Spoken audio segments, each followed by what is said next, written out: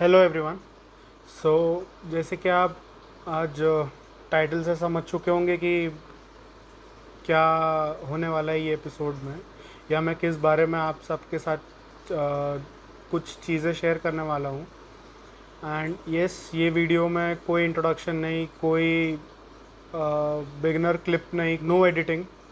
ये एकदम raw video रहेगा। ये वीडियो है मेरे गूंज कैटफिश के बारे में। गूंज कैटफिश एक्चुअली उसके बारे में मैं पूरा बताता हूँ।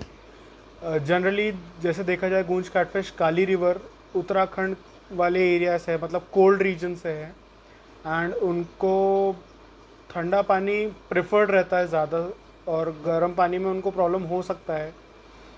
एंड उनको डिज़ोल्व ऑक्सीजन लेवल बहुत हाई चाहिए रहता है, क्योंकि वो हेवी वाटर करंट वाली फ़िश है।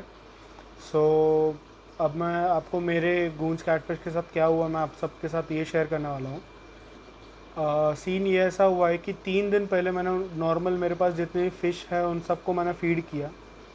एंड जो नॉर्मल फ़ीड होता है वो उतना नॉर्मल फ़ीड दिया, same quantity, same everything. And then उसके नेक्स्ट डे, मतलब 24 आवर्स के बाद, मैंने सेटअप का वाटर मेंटेनेंस के लिए मैंने वाटर चेंज किया। एंड जिस दिन वाटर चेंज किया उस दिन सब कुछ एकदम नॉर्मल था।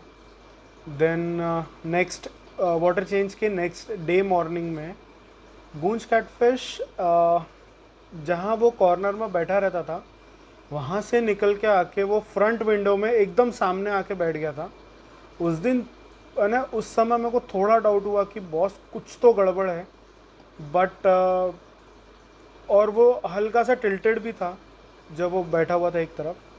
बट वो नॉर्मली, मतलब जैसे वो कॉर्नर में, दूसरे कॉर्नर में आपको दिख रहा होगा कि वो वैसे ही रहता है। तो मुझे ये लगा कि शायद ये भी नॉर्मली होगा, वो जस्ट घूमते घूमते शायद वो सामने आ चुका था। देन उसके बाद मैं वर्किंग के लिए चले गया। वर्किंग से 1-1.5 घंटे के आने के बाद मैं देखता हूँ तो मेरा गूंज कैटफिश पलट गया था, मतलब अपसाइड डाउन हो चुका था। एंड वो बिल्कुल भी, मतलब स्टेबल नहीं रह पा रहा था। एंड वो कोशिश बहुत कर रहा था कि वो सीधा हो जाए, बट वो पता नहीं वो कुछ रीज़न के कारण वो पलट जा रहा था। एंड वो सीधा होके वापस वो टॉप सरफेस की तरफ स्विम करने जा रहा था, फिर वो रिटर्न नीचे आ रहा था। एंड वो खुद की बॉडी को बैलेंस नहीं कर पा रहा था। तो मैं एकदम से डर गया कि भैया अब क्या हो गया करके, अचानक क्या गड़बड़ हो गई करके। एंड बट सिर्फ मेरे पूरे सेटअप में, मतलब पूरे घर के सेटअप में सिर्फ गूंज कैटफिश ही अफेक्टेड था इस चीज़ के लिए। तो उस समय मुझे लगा नहीं था कि कुछ वाटर में कुछ गड़बड़ होगी, अगर, क्योंकि अगर वाटर में अगर कुछ गड़बड़ होती तो सारी फिशेस में भी वो इफ़ेक्ट दिखता था, या उसका साइड इफ़ेक्ट दिखता था। एंड ऐसी ये बात भी नहीं कि गूंज कैटफिश बहुत वीक था या खाना नहीं खा रहा था या कुछ उसको डिजीज़ थी, नहीं। वो बहुत ज़्यादा एक्टिव था, एग्रेसिव ईटर था मेरे टैंक में। एंड बहुत अच्छी तरीके से एक्सप्लोर कर चुका था वो, अच्छे से सेटल्ड था मेरे टैंक में। देन मुझे कुछ समझ में नहीं आया, मैं उसको क्या करूँ, कैसा करूँ, मैं वो कुछ भी समझ में नहीं आ रहा था। देन मैंने काफ़ी लोगों को अप्रोच किया उस चीज़ के लिए। जनरली मैं ट्रीटमेंट्स मेरे को, मैं दूसरे लोगों को बताता हूँ, बट ऐसे टाइम पे मैं खुद इतना मतलब मैं आउट ऑफ कॉन्शियस जा चुका था। मतलब मेरा माइंड काम ही नहीं कर रहा था कि क्या करना चाहिए, कि वो बोलते हैं ना, खुद पे जब बीतती है तो कुछ समझ में नहीं आता है। तो सेम वही चीज़ थी। एंड हालांकि मेरे साथ में कभी ऐसा होता नहीं है कि ना फिशेस को ऐसे कभी प्रॉब्लम आ रही है और मैं कुछ कर नहीं पा रहा हूँ, ऐसा कभी नहीं हुआ है।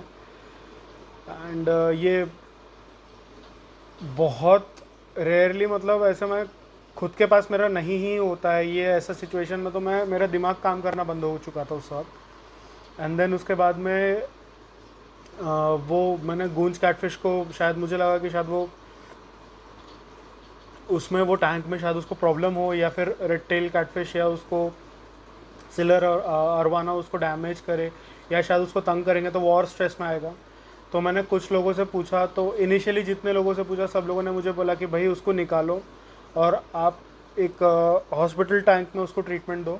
क्योंकि उतने उतने सारा वॉल्यूम में उसको ट्रीट करना बहुत प्रॉब्लम रहेगा।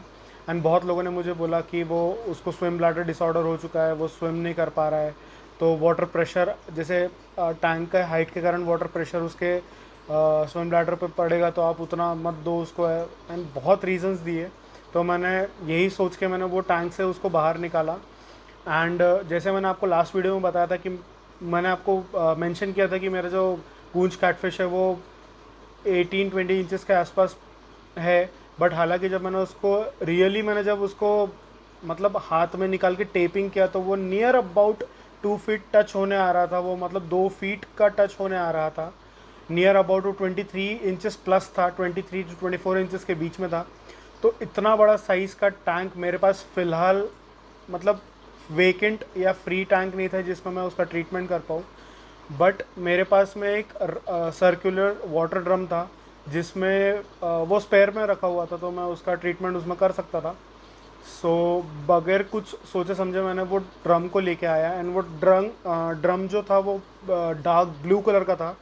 तो उस चीज़ के कारण मतलब काफ़ी लोग बोलते हैं ट्रीटमेंट के टाइम पे अगर फ़िश स्ट्रेस हो रही है तो आप उसको कवर कर दो या उसको डार्क एनवायरनमेंट दो।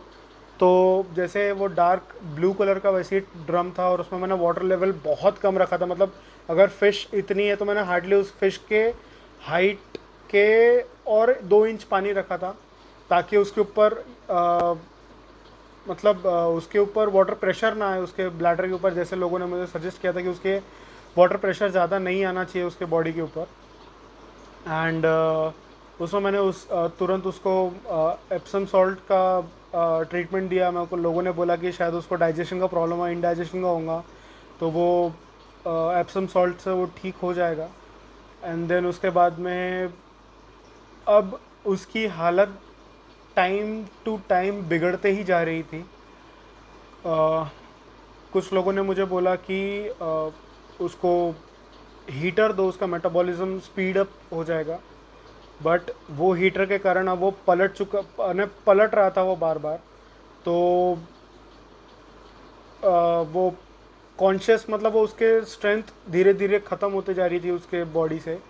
एंड उसके पास ताकत बिल्कुल नहीं रह रही थी। तो वो हीटर के कारण उसके बॉडी में बर्न्स भी आ चुके थे बाद में। एंड देन उसके बाद में और रात में मतलब उसको हालत और ख़राब होती गई और ख़राब होती गई। एंड उसके बाद में मुझे एक और चीज़ सजेस्ट किया गया था कि एंटीबायोटिक यूज़ करो उसके लिए, शायद वो कुछ काम करे। कोई भी एंटीबायोटिक अगर होगा तो तुम उसमें ट्रीट करो। जैसे ड्रम में जो पानी था वो हार्डली 30 लीटर्स के आसपास था। तो मैंने उसमें मॉक्स 500 की जो कैप्सूल आती है एंटीबायोटिक, उसका एकदम 1/3 पोर्शन मैंने सिर्फ डाला। And in the mean time मुझे कहीं ना कहीं ये डाउट था कि ये कोल्ड वाटर फिश है बट उसको हीटर नहीं लगना चाहिए। तो मैंने और लोगों को अप्रोच किया। तो जब तक हीटर उसमें था तो वो उसको ऑलरेडी बॉडी में सीवियर बर्न्स हो चुके थे। एंड उसके कारण उसकी हेल्थ और ज़्यादा डिटोरिएट हो चुकी थी। एंड देन फाइनली मैंने एक एक्सपीरियंस्ड हॉबिस्ट जो अब्दुल सर है, मैंने उनसे कांटेक्ट किया। एंड उन्होंने मुझे बताया कि अगर आपने कल ही वाटर चेंज किया है तो इसमें सिर्फ 2 ही पॉसिबिलिटीज़ हो सकती है। या तो उसको क्लोरीन पॉइजनिंग हुआ है या तो उसको ब्लोट का प्रॉब्लम है। मतलब जैसे बाकी सब लोग जो बोल रहे थे स्विम ब्लैडर डिसऑर्डर है, वो वही हो सकता है। बट जैसे मैंने उनको सारे वीडियोज़ एंड फोटोज़ से मैंने उनको अपलोड किया तो उनका मेजॉरिटी या उनका जो थिंकिंग था कि वो स्विम ब्लैडर डिसऑर्डर नहीं होगा एंड वो क्लोरीन पॉइजनिंग हो सकता है। एंड येस, वो क्लोरीन पॉइजनिंग ही निकला। एंड मैं गलत ट्रीटमेंट कर रहा था उस चीज़ के लिए। क्लोरीन पॉइजनिंग के लिए उन्होंने मुझे सिर्फ एक ही चीज़ बोला था अब्दुल सर ने कि उसको जितना हो सके उतना fresh oxygen, fresh water and heavy flow वाला चाहिए, ताकि उसके गिल्स से वो क्लोरीन बर्न जो उसके गिल्स में जो क्लोरीन बर्न हुआ है क्लोरीन के कारण, क्लोरीन कंटेंट जो है पानी में उसके कारण जो डैमेज हुआ है वो फ्लो के कारण निकल जाए। बट काफ़ी देर हो चुकी थी उस चीज़ के लिए। एंड एट द एंड मेरा गूंज वो मतलब डैमेज बहुत होते गया और उसका एट द एंड उसकी डेथ हो गई। सो मतलब छोटी सी लापरवाही के कारण बहुत बड़ा ब्लंडर हो गया है। सो एंड अब्दुल सर ने मेरे को ये भी रिकमेंड किया कि जैसे आप ये उनका टेक्स्ट देख सकते हैं कि एंटी क्लोरीन आप कभी भी यूज़ करो, आगे जाके मतलब आपको तकलीफ़ ना हो, इसीलिए पहले आप उसको स्पेयर में आपके पास रेडी रखो। हालांकि मैंने आज तक के इतने सालों में आज तक के कोई भी केमिकल्स यूज़ नहीं करा है, कुछ भी नहीं किया है। एंड ये मेरे साथ फर्स्ट टाइम हुआ है कि कोई फ़िश के लिए मेरे को इतना केमिकल यूज़ करना पड़ रहा था। एंड जैसे मैंने इवन आज तक के जितने भी वाटर चेंजेस किए उसके लिए एंटी क्लोरीन वगैरह मैंने कभी कोई भी मेडिसिन यूज़ नहीं करा, कोई भी बैक्टीरिया जो बेनिफिशियल बैक्टीरियाज होते हैं मैंने वो सब भी यूज़ नहीं किया है। तो काफ़ी लोगों ने मुझे काफ़ी वीडियोस देखता हूँ कि काफ़ी लोग ये सब यूज़ करते हैं, बट मेरा उसमें सोचना अलग था कि मेरे को टोटल रॉ रखना है मेरे फिशेस को, उनको ये सब चीज़ों की आदत नहीं लगाना था। बट ये चीज़ थोड़ी गलत हो गई एंड एट द एंड जब मेरी अब्दुल सर से बात हुई तो उन्होंने मुझे बोला कि एंटी क्लोरीन जो लिक्विड आता है तो वो एक्चुअली एसेंशियल है, स्पेशली रेनी सीज़न के टाइम पे, क्योंकि रेनी सीज़न के टाइम पे पानी वाटर बॉर्न डिसीज़ेज़ बहुत ज़्यादा बढ़ जाती है। एंड मेरे यहाँ जो पानी आता है वो म्यूनिसिपल का पानी आता है, एंड म्यूनिसिपल का जो वाटर ट्रीटमेंट प्लांट होता है वहाँ पे वो लोग वाटर प्यूरिफिकेशन के लिए वो लोग क्लोरीन एंड क्लोरोमाइट यूज़ करते हैं, एंड जो कि प्यूरिफिकेशन के लिए ह्यूमंस के लिए ठीक है, बट फिशेस के लिए it is very dangerous. And yes, उसी के कारण मेरा फ़िश की डेथ हुई है। सो आप सबको मैं ये एक ही रिक्वेस्ट करूँगा कि एटलीस्ट कुछ नहीं तो आप मैं सिर्फ ये कैटफिश के लिए नहीं बोलूँगा, मैं सारे फिशेस के लिए बोलूँगा। एटलीस्ट आप आपके पास में एंटी क्लोरीन में आपके पास काफ़ी ब्रांड्स के लिक्विड्स आते हैं, आप वो यूज़ कर सकते, जैसे एडीए का क्लोरॉफ होता है वो यूज़ कर सकते हैं, या फिर नॉर्मल मेडिकल में सोडियम हाइपोक्लोराइड यूज़ आता है वो भी यूज़ कर सकते हैं, या फिर रिडॉल कंपनी का ओएफ का आता है, ओशन फ्री का आता है, काफ़ी ब्रांड्स के एंटी क्लोरीन आते हैं। आप वो एटलीस्ट परचेज़ करके रख लीजिए, वो स्पेयर में वो एसेंशियल लिक्विड है, वो एवरी वाटर चेंज में आप उसको ऐड कीजिए ताकि वो तुरंत डिज़ोल्व हो जाए। एक्चुअली एंटी क्लोरीन के लिए मैं आपको एक चीज़ बोलना चाहूँगा कि एंटी क्लोरीन का आप अगर लिक्विड ले तो ज़्यादा बेटर रहेगा, क्योंकि वो तुरंत डिज़ोल्व हो जाता है और वो तुरंत वाटर का क्लोरीन को वो तुरंत डाइल्यूट कर देता है। जैसे मैंने आपको बताया कि सोडियम हाइपोक्लोराइड जो है वो भी न्यूट्रल करता है, बट उसके जो क्रिस्टल्स आते हैं उसको गड़ी शक्कर जैसे उसके क्यूब्स होते हैं छोटे छोटे, एंड वो क्यूब्स जब तक के डिज़ोल्व नहीं होते हैं पानी में तब तक के वो वाटर न्यूट्रल नहीं होता है क्लोरीन को लेके। तो इट इज़ बेटर कि आप लिक्विड यूज़ करें। हाइपोक्लोराइड, सोडियम हाइपोक्लोराइड का लिक्विड भी आता है, आप उसको भी यूज़ कर सकते हैं, बट वो बहुत कॉन्सेंट्रेटेड लेवल में आता है। तो आप उसका जो भी डोजेज आप अगर उसको दे रहे हैं तो उसका आप कंटेंट पढ़ के, या कोई एक्सपीरियंस बंदा है तो आप उनसे बात करके आप उसको यूज़ कीजिए, ताकि आपके कोई अगर ओवर डोजेज के कारण आपके फ़िश मरे ना, प्रॉपर प्रिसाइज डोजेज देंगे तो आपके फ़िशेस के लिए बहुत हेल्दी रहेगा। सो यस, आप वो एंड रॉक सॉल्ट आपके पास रखिए ही रखिए।